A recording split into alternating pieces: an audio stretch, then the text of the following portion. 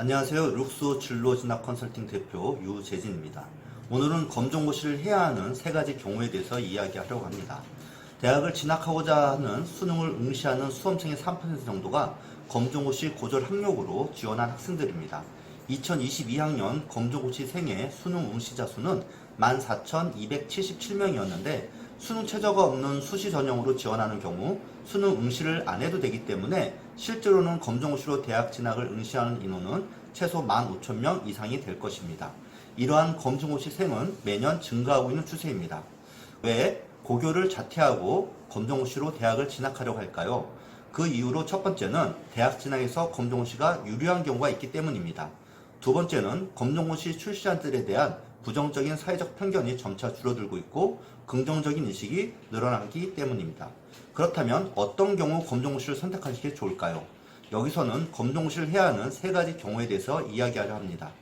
검정고시를 해야 하는 첫 번째 경우, 고교 내신이 5등급, 6등급, 7등급, 8등급인 경우 수시 전형으로는 수도권 소재 대학 진학이 매우 어렵습니다. 이러한 경우 검정고시를 준비해서 수시 교과 전형을 지원하면 서울, 경기 지역과 지방 거점 대학에 합격 가능합니다. 검정고시 성적으로 내신 성적을 환산해서 2등급이나 3등급으로 만들 수 있기 때문입니다. 검정고시 성적으로 수시 교과 전형을 지원할 수 있는 수도권 주요 대학은 명지대, 삼육대, 가천대, 경기대, 인천대 등이며 지방 거점 대학은 충남대, 충북대, 전남대, 전북대, 강원대, 경북대 등이 있습니다. 검정고시 시험은 공통과목 6과목과 선택과목 1과목으로 총 7과목을 응시합니다. 시험 문제는 모두 객관식 사지선다형으로 보기 4개 중에서 정답 1개를 선택하도록 되어 있고 시험의 범위는 고율과정 범위 정도이며 시험의 난이도는 고교 내신 5등급 정도의 학생이면 몇 개월 정도 검정고시를 준비해서 평균 98점 이상을 만들 수 있습니다.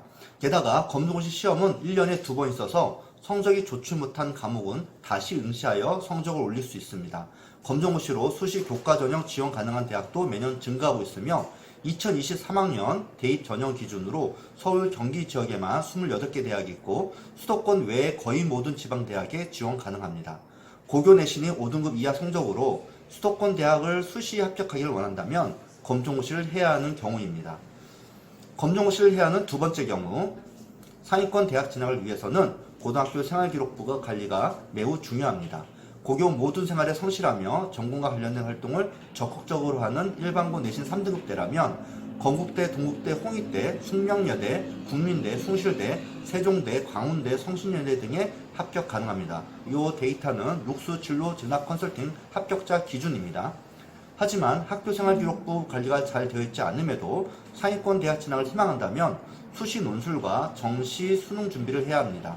상위권 대학 15개 대학교, 서울대, 연세대, 고려대, 성균관대, 서강대, 한양대, 중앙대, 경희대, 한국외대, 서울시립대, 이화여대, 건국대, 동국대, 홍익대, 숙명여대의 2023학년 모집 전형을 분석해보면 수시 교과 전형은 11.8%, 수시 종합 전형으로는 35.4%, 수시 논술 전형으로는 9.9%, 정시 수능 전형으로는 41.9%를 모집합니다. 수시 교과와 종합 전형의 모집 비율을 합하면 48.2%고 수시 논술과 정시 수능 전형 모집 비율을 합하면 51.8%로 수시 논술과 정시 수능 모집 반영 비율이 높습니다. 선택과 집중으로 학교에 있는 모든 시간에 논술과 수능 과목만 공부할 수 있다면 상위권 대학 합격 가능성을 높일 수 있을 것입니다. 검정고시로 고교 학력 인정을 받는 점수 컷은 전과목 평균 60점으로 검정고시 과목 공부 시간은 최소한만 하면 됩니다. 그렇다면 학생이 활용할 수 있는 모든 시간에 논술과 수능 과목만 집중할 수 있습니다. 고교 교과 내신과 학교 생활이 본인이 희망하는 대학 진학에 도움이 되지 않는다면 검정고시를 해야 하는 경우입니다.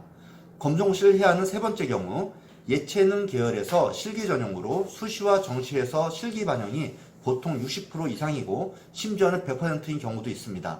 실기 전형인 경우 고교 학력 인정을 받는 검정고시생도 지원 가능한 대학들이 많습니다.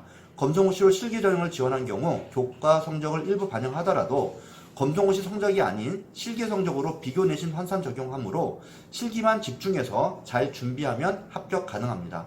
예체능계 고교가 아닌 일반 고교에서 학교 생활을 하면서 예체능 실기 준비를 한다는 것은 매우 어려운 일입니다. 실기 준비 시간이 절대적으로 부족하기 때문입니다. 실기 전형 경쟁률은 보통 30대 1 이상이고 다른 수시 전형에 비해 경쟁률이 높으며 실기를 잘하는 재수생의 합격 비율이 매우 높습니다. 최근 홍익대를 비롯해서 예체능 계열 상위권 대학은 수시 학생부 교과와 학생부 종합 전형으로 모집하지만 서울 경기 소재 중하위권 대학은 여전히 실기 전형으로 대부분 모집합니다. 예체능 계열 시기 전형을 준비한다면 검정고시를 해야 하는 경우입니다. 검정고시로 대학 진학을 하는 것이 모든 학생에 유리한 것은 아닙니다. 검정고시를 하기 위해서는 사전에 충분한 조사와 본인에게 유리한지를 심사숙고해야 합니다. 그리고 검정고시만 준비할 것인지 논술과 수능, 실기 등을 어떻게 할 것인지 결정하고 잘 계획한다면 검정고시가 대학 진학에 있어서 좋은 선택이 될 수 있습니다. 검정고시를 하면 안 되는 3가지 이유에 대한 영상도 있으니 그 영상도 꼭 보시기를 바랍니다. 감사합니다.